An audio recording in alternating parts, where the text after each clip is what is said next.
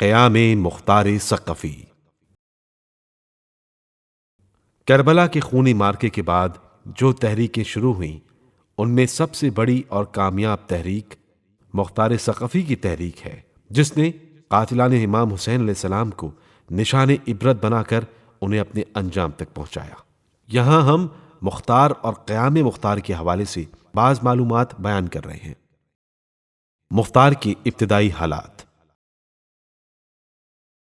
ان کا پورا نام مختار ابن ابی عبیدہ ثقفی تھا۔ بچپن میں ان کو ایک دن حضرت علی علیہ السلام نے اپنی گود میں لے کر فرمایا تھا، اے عقل مند، اے عقل مند۔ مختار ثقفی کی پیدائش 1 ہجری میں ہوئی تھی۔ جوان ہو کر بڑے دلیر اور بے مثل بہادر ثابت ہوئے۔ امام محمد باقر علیہ السلام نے فرمایا ہے، مختار کو برا نہ کہو، اس نے ہمارے قاتلوں کو قتل کیا، ہمارے خون کا انتقام لیا، ہماری بیواؤں کا عقد کروایا اور تنگ دستی کے وقت ہمیں مدد پہنچائی۔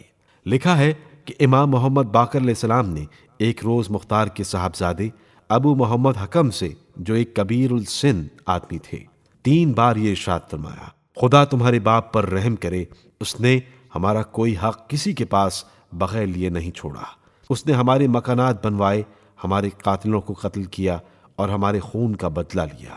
ایک دن معبد ابن خالد جدلی سے مختار کی ملاقات ہوئی۔ پوچھا، کیوں معبد؟ اہل کتب بیان کرتے ہیں کہ قبیلہ ثقیف میں ایک شخص ایسا ہوگا جو ظالموں کا قاتل اور مظلوموں کا مددگار بنے گا اور کمزوروں کے خون کا بدلہ لے گا۔ جو صفتیں وہ لوگ بیان کرتے ہیں میرے اندر موجود ہیں، بجز 2 صفتوں کے۔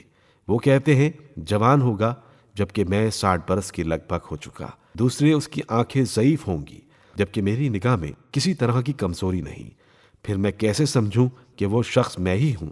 معبد نے کہا، 60 برس کا آدمی اس زمانے میں جوان ہی شمار کیا جاتا تھا۔